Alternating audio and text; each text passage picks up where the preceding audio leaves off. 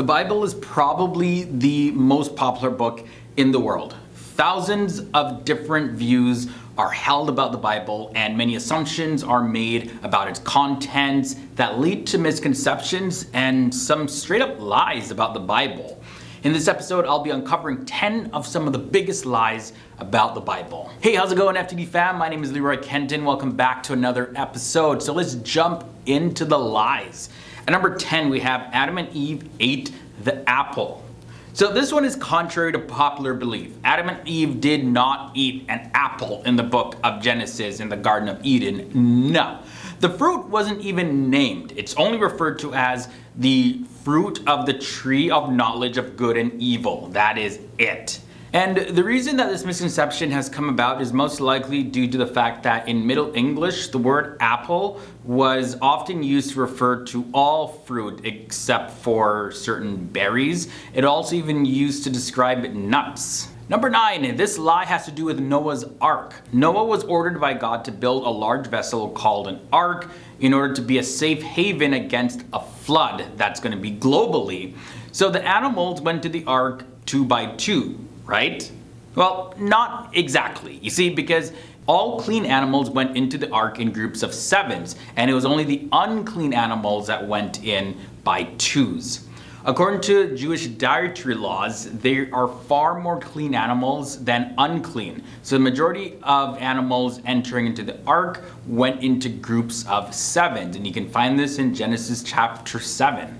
Number 8, the serpent is Satan. Also, looking at the Garden of Eden, the serpent that convinced Eve to eat the fruit from the tree of knowledge of good and evil is actually not referred to as Satan in the book of Genesis. A lot of people don't know this. He is known only as the serpent who was more subtle than all the beasts of the fields.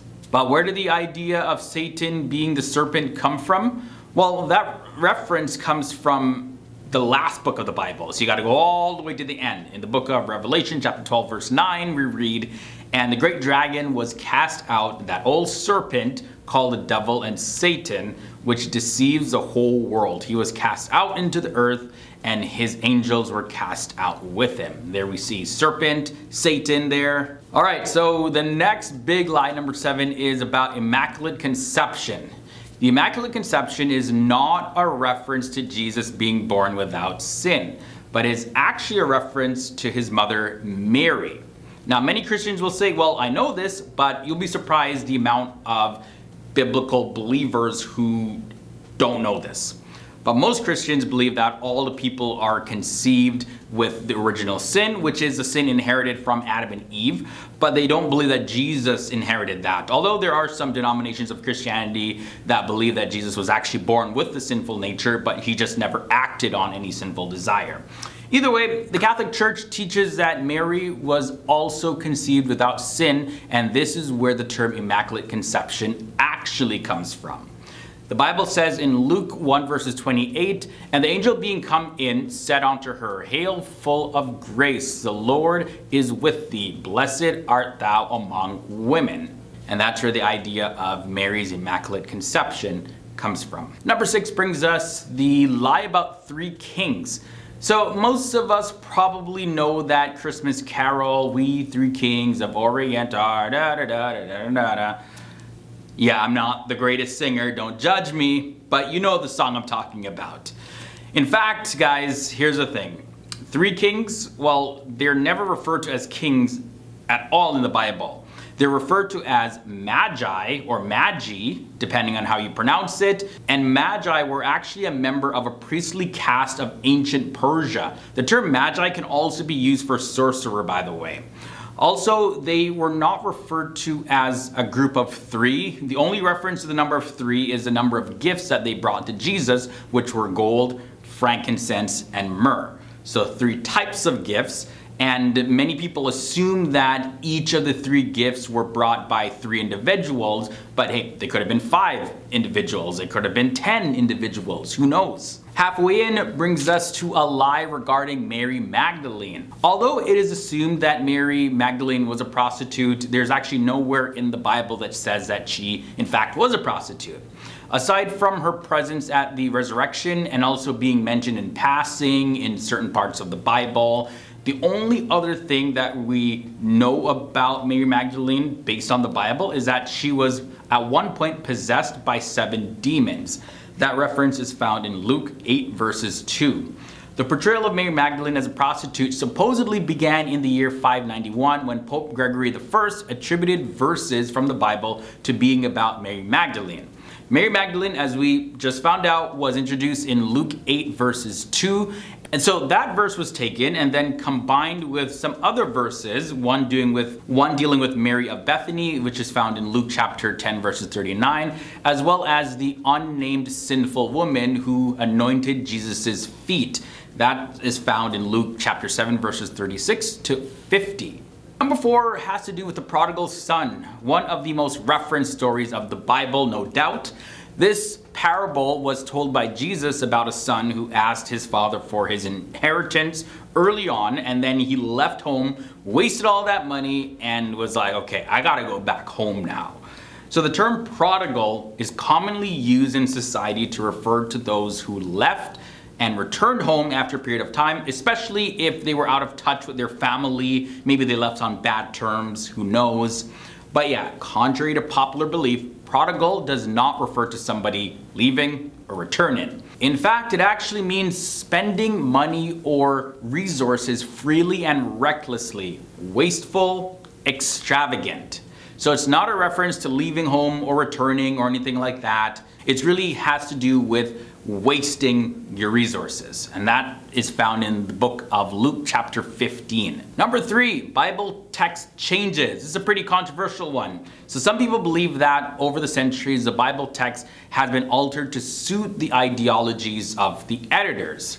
Now Bart Ehrman, who is a New Testament textual critic, he says this, and I quote, "It would be a mistake to assume that the only changes being made were by copyists with a personal stake in the wording of the text. In fact, most of the changes found in our early Christian manuscripts have nothing to do with theology or ideology. Most changes are the results of mistakes, pure and simple slips of the pen, accidental omissions, inadvertent additions, misspelled words, blunders of one sort or another." So aside from the removal of a number of books in the 16th century, the text of the books that now comprise the full canon of the Bible is pretty much the same as it was back in the 2nd century.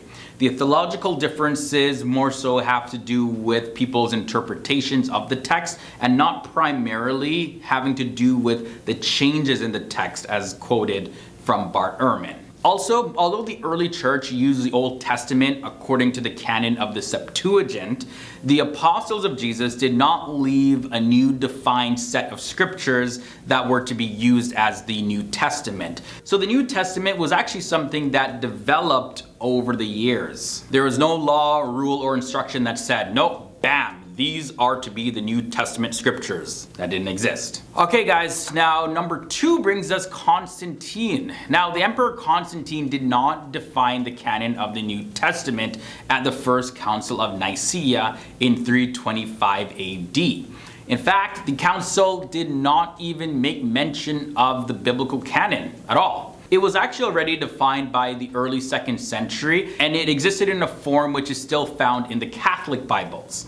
Also, Emperor Constantine did not have any voting rights in the council. He just sat in as an observer. So yeah, had to include that one for all my viewers who love the scholarly aspect and studying of the origins of scriptures and things like that.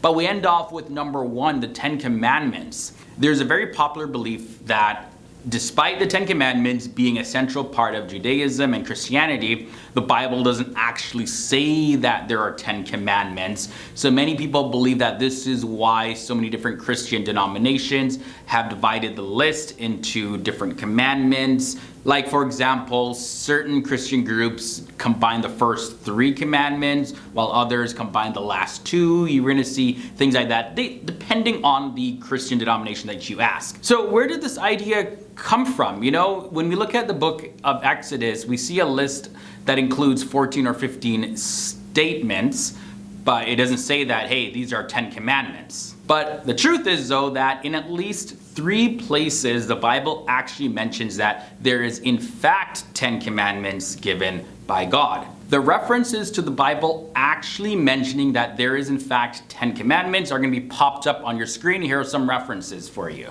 So yeah, hopefully that clears it up. The Bible does say that there is in fact 10 commandments, not just people assuming that there are 10 commandments. Alright guys, so that is it for this episode. This was a look at 10 of the biggest lies about the Bible. Let me know your thoughts and comments down below. If you did like this video, don't forget to leave a big thumbs up. And if this is your first time here to the channel, subscribe and ring the bell because I'll be seeing you in future videos like this.